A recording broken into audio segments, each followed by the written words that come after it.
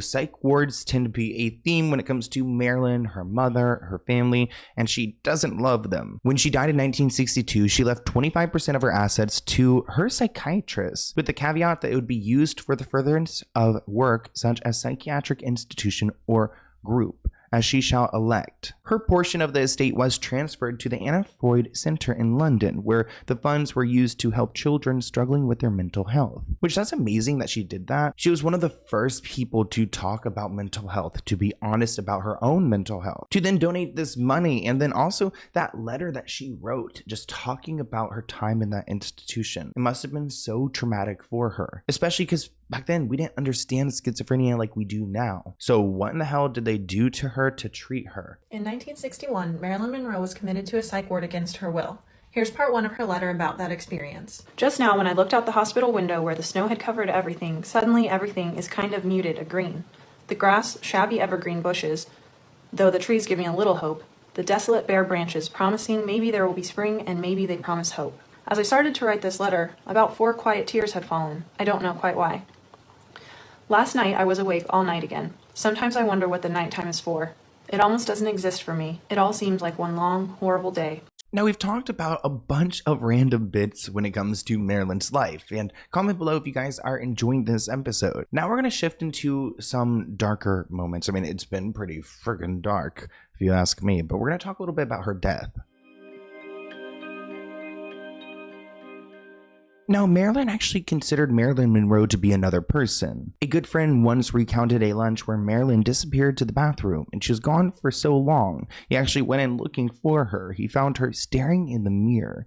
When he asked her what she was doing, she responded, looking at her. Susan Strasberg recalled a moment while she and Marilyn walked through New York City. They had been relatively unbothered most of the day, and no one seemed to notice the bombshell in public. But Susan found that odd. Suddenly, Marilyn turned to Susan and said, "Do you want to see me be her?" Which I'm like, okay, wait, what are you about to do? Susan said she seemed to make some inner adjustment. Something turned on inside of her, and suddenly there she was. Not the simple girl I'd been strolling with, but Marilyn Monroe. And now heads turned and people crowded at us. Do I feel happy in life? Let's see. Let's say I hope I'm finding happiness. All right? Well, for me, if I can realize certain things in my work, I come the closest to being happy, and I can say that also about my life.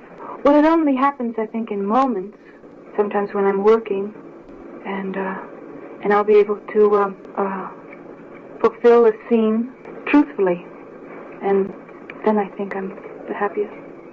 Well, I find it very stimulating to keep studying and working,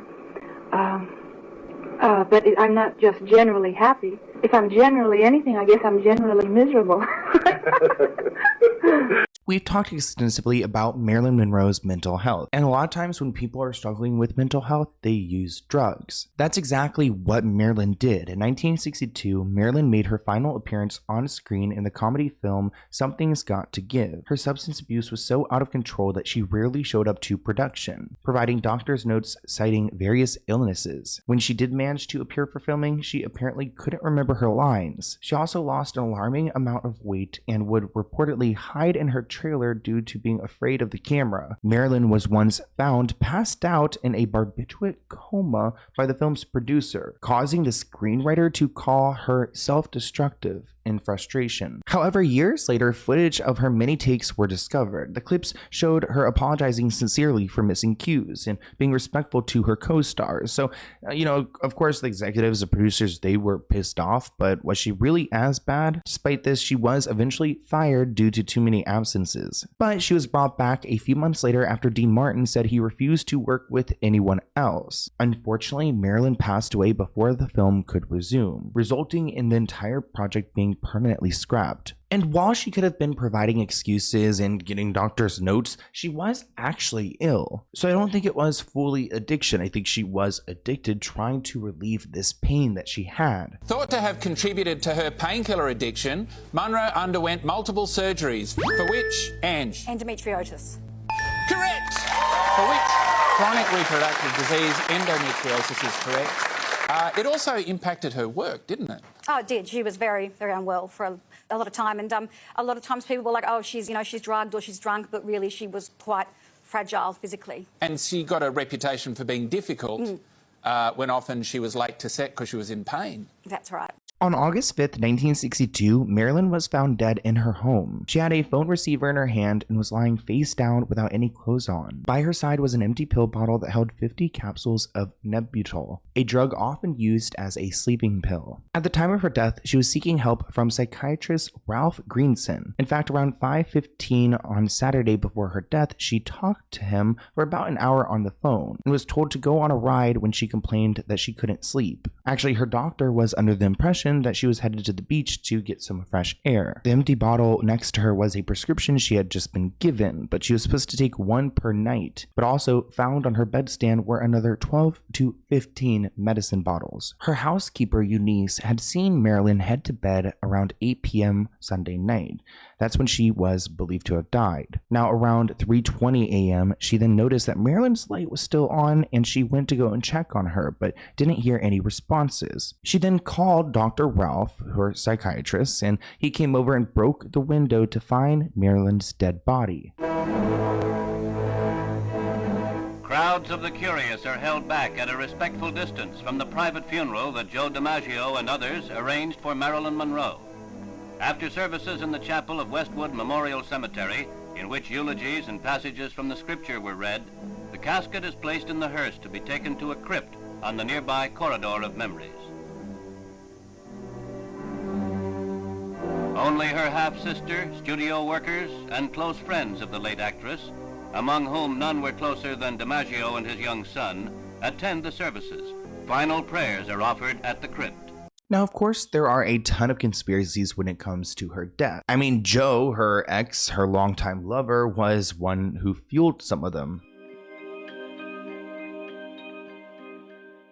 Now, a lot of people believe that Marilyn took her own life. It's often questioned whether it was intentional or not, and why she didn't leave a note. The cops ultimately did not rule it a homicide. They said she probably most likely tried to take her own life. But granted, there's still a lot of mystery, and a lot of people who were shocked. Many heavily criticized Hollywood and the media's brutal treatment of the fragile young actress. It should have served as a lesson to all of those going forward, but then, we see Britney Spears and how she was treated. Her ex-husbands, Joe and Arthur, expressed similar sentiments. Arthur actually didn't attend the funeral, which is interesting because, it seems like a big deal, but of course, Joe was there and he made sure that she constantly had flowers. Now, I do want to talk about some of the inconsistencies when it comes to this death. Some things that don't make sense on why she would have taken her life. For example, hours before her death, she spoke with Joe DiMaggio Jr., who noted that she sounded cheerful and upbeat. She was discovered by her housekeeper, Eunice, who was never able to keep her story straight. She has changed the timeline the night of Marilyn's death multiple times and was found washing sheets at 4 a.m. when police arrived. Despite the 40 pills in her stomach, police noted there was no water glass on the nightstand next to her pill bottles. Marilyn was known to gag even when swallowing pills with water. Now, later, a glass was discovered on the floor near the bed, but police claim it was not there when they arrived. The pathologist who performed her initial autopsy wanted to do further testing and see how the pills entered Marilyn's system. When he requested her organs, he was told that the toxicologist already destroyed all of them. The pathologist then asked to see slides of the organs and photos showing unusual bruising on her body. Now, a lot of people believe that Marilyn's connection to powerful people is what led to her death. A lot of people believe that this death was intended to protect the Kennedys and all the secrets that she had on them. Because honestly, everything that's out there is eventually going to come to light, unless there's no one there to bring it to light. Robert Kennedy paid Marilyn a visit at her home just hours before her death. The Kennedys always denied that Robert was in LA at this time, but the mayor of LA at the time, Sam Yorty, said in an interview that he was unofficially briefed by the chief of police that day that Bobby Robert Kennedy was seen at the Beverly Hilton Hotel in LA. 18 eyewitnesses claimed to have seen Bobby Kennedy in LA that day, including Marilyn's neighbors and housekeeper. Close friends of Marilyn say that she kept a journal known as the Red Diary, and this was her planner, but it's just an example.